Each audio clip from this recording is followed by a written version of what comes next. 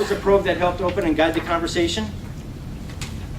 Basically, was knowing what the goal was. So it was starting out saying, okay, was our goal, and let's open up that conversation. How's it been going? Yeah, just basically how's it been going. So I know we've been working there. How has it been going? I don't, in many cases it really does. It sounds like a conversation that you have on a Monday morning. So, what'd you do this weekend? It's kind of like wide open, right? So that's what we want to do is we want to have a fairly open probe at the very beginning. You had mentioned that it's focused on some performance, and that's true. We don't want to you don't want it to be so what did you do this weekend conversation. You do want it to be casual. You want it to be focused on the performance. I know that you've been working on. Okay, so remember, this is an ongoing conversation that you're having with somebody. What else? Somebody else had something. Ruth? Sue. Sue. And I was just sort of what you just said, that you sort of put some stakes in the ground and said, this is the ball field we're playing on. How is that game going? Okay, so those are the stakes. And they know that this is a coaching conversation. We're meeting to talk specifically about this. I'm here to help. I'm here to guide.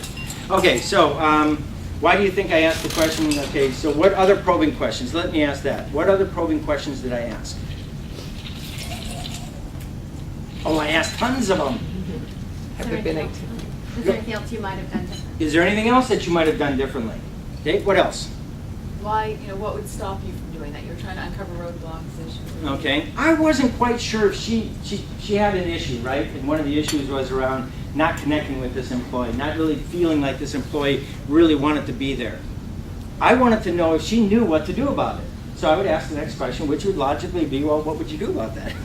Right? I mean, nothing. Instead of jumping in and saying, well, what you really should do with Mary is you really should sit down and talk with her and, ask her if she knows. Because if she knows, she's going to share with you that she knows. And if she doesn't know, she's going to share with you that she doesn't know. As a manager, that's huge.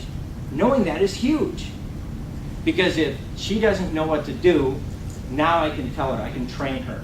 But if she does know what to do, why not have her explain to you what it is that she should do? So there you go. It's the self-assessment piece. Does she know what to do? How did you feel, by the way? Great. Yeah? Not painful? No, it was fast, it was not painful, and I felt validated by it, but I also felt like some of it was my idea, but you were still there to support me. Yeah, it's very encouraging. Yes. And you Peggy. got her to test the validity of her own ideas too. You used a lot of might, maybe, trying to get her to think, but you asked, she was going to have one employee help, and you said, does she really have the time to do that? That's right. So rather than let her go out there and fail with that idea, you force It's her not to a think it fictitious through. thing, because if she's asking one of her better employees to get off the phone to help other employees, I don't know. There go our call numbers right down the tubes, right? So I want to make sure that she can get away. Maybe there's a specific time, but I will explore with her. So this isn't like fantasy football. Sorry. This is real. Okay, so on the other side, what other aspects of the coaching conversation did you find effective? What else did you like about that? I like the recap. Okay, the summary at the end, yeah? That's tough. I didn't have a pen. I'm looking around for a pen. I didn't have one. If I were a coach, I'd be taking notes. Because I don't know what the answers are. When this conversation starts, I don't know where we're going to go. A lot of it is going to be based on what she comes up with. So I want to make sure I'm taking notes so that I can, number one, recap, and number two, next time we get together, I know that the two things that you're going to try over the last week was you're going to have a heart-to-heart conversation with Mary, and you're going to talk with that employee, and you're going to have Mary be a peer coach. How has that worked? Then the next conversation is going to build off of this one and off of this one. So that's why I want to make sure I'm taking notes here. Okay, so what else worked well? What else did you like about this? If we move into the recap, what I really liked was the fact that you mentioned a tool as a resource. So in that recap, you also gave her something in that goal setting, what was tangible that could be used. So coming back again in 2 weeks, there was something actually that was resourceful. Okay, good. Using a tool, providing a tool. Providing a date, getting together the next time is important. If you try coaching and it happens once and it never happens again, will it ever happen again? No, it won't. Any attempt that you make is going to just go down the drain. That's why I also tell managers, pick one person. Pick one you know is going to work. Okay? Set yourself up for success and only work on that one. Okay, on this side of the table, page 17, the content. What areas for improvement were uncovered? What is she going to try differently the next time? Asking more questions of the problem employee, okay? And if I wanted to, I could get into what kinds of questions would you ask, okay? So, is Susie sensitive to those questions? Now, how might you approach it? You want to do a little role play? We could expand this as much as you want to. But that was one. Another one. What other area for improvement wasn't covered? Okay, the peer coaching piece. Okay, I'm going to try peer coaching. I'm going to go beyond. I recognize that sometimes me in the authority position, I'm not heard the same way that an employee would be. So I think I'm going to get out of that and see if I can get in a peer. So those are the two areas. Were those areas that I had already identified, do you think? Probably not. Were they valid areas? Probably even more valid than I would have come up with. And frankly, given the amount of time that I had to prepare for our coaching conversation, probably very valid.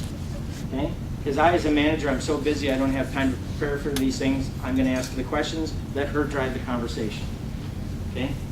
How did the coach help the coachee recognize the necessary improvement without the coachee becoming defensive? Were you defensive? No. How did I do that? Built on her ideas.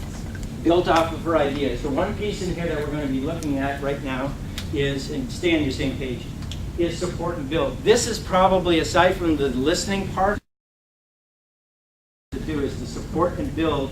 And what you're building is on the self-assessment. I agree with you. Okay, so support and build, support and build, support and build. So circle that, highlight that, do whatever you want with that, but make sure. As a matter of fact, let me just share a little nugget here. After many of the calls that we have, we're a virtual company, by the way. Okay, so Intelliky works out of home offices, and we're scattered throughout southern, Maine and New Hampshire and all over the place. So we really don't get to see a lot of each other once a month at staff meetings. But we have sales calls all the time, we have presentations all the time, we have all kinds of things all the time. In which case, coaching is involved. Coaching could be an important part. I know that I've got two on my sales team. Joanne's one of them, and after a sales call, I'm going to ask her 3 questions. And she knows what the 3 questions are. And I know that she's prepared to answer those 3 questions. And the 3 questions are, so, how do you think it went? Okay, then I will ask her the second question, which is, what went well? I'll ask her the third question is, what would you have done differently? She knows that. So even if I forget to ask those questions and I'm reaching the age where I forget a lot, she's already done the work. She's already done it. Because she knows I'm going to ask it, or she thinks I'm going to ask it. So you have already pre-programmed the employee to be thinking along those lines, which is where you want your employees to be. Every single thing, every meeting they run, every project they work on, every interaction with an employee they have, every interaction they have with a customer, you want them thinking, so how'd that go? What did I do that worked? What should I do differently the next time? Ooh, that'd be awesome, right?